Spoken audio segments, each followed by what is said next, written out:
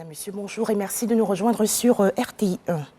En Côte d'Ivoire, les retombées positives de la stratégie nationale de sécurité routière 2021-2022. En effet, de 2012 à 2019, le pays enregistrait en moyenne 1500 morts par an dans les accidents de la circulation.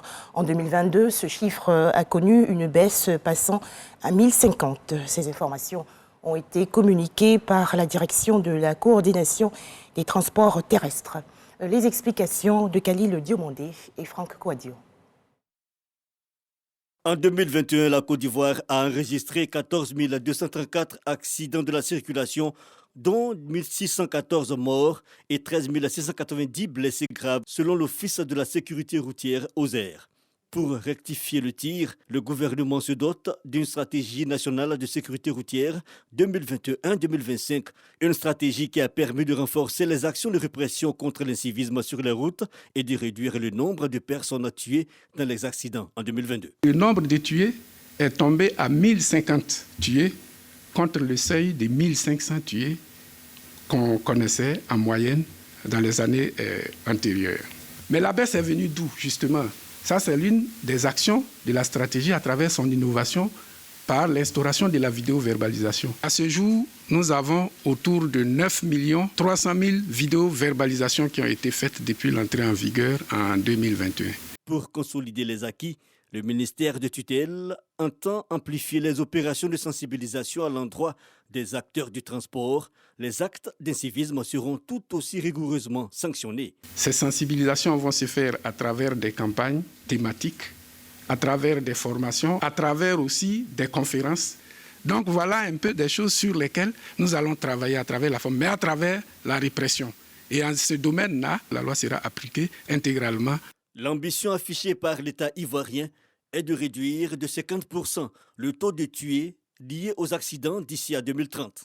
Dans cette perspective, le Conseil des ministres du 17 janvier 2023 a décidé de la mise en vigueur du permis à points dès le 1er mars de cette année.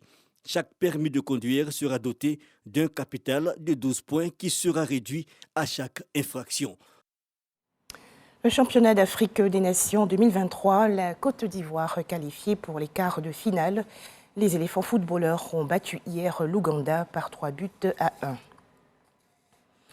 Dans l'actualité nationale également, la présentation de l'ouvrage intitulé « Le pilotage des organisations dans l'espace OADA ». C'était à l'École nationale d'administration dans la commune de Cocody.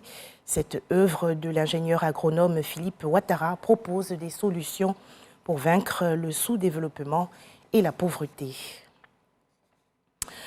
Dans l'actualité hors de chez nous, une explosion et des coups de feu ont retenti hier lors d'une attaque dans le périmètre où se trouvent les locaux du maire de Mogadiscio, la capitale de la Somalie.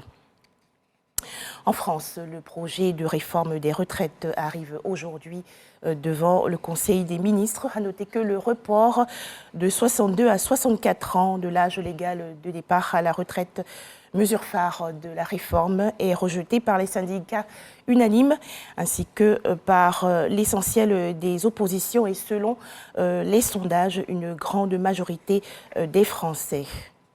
Enfin, sachez que les présidents argentins Alberto Fernandez et brésilien Lula da Silva ont proposé officiellement hier la création d'une monnaie sud-américaine commune. Voilà, c'est la fin de ce flash d'information. À 13h, le journal de RTI 1.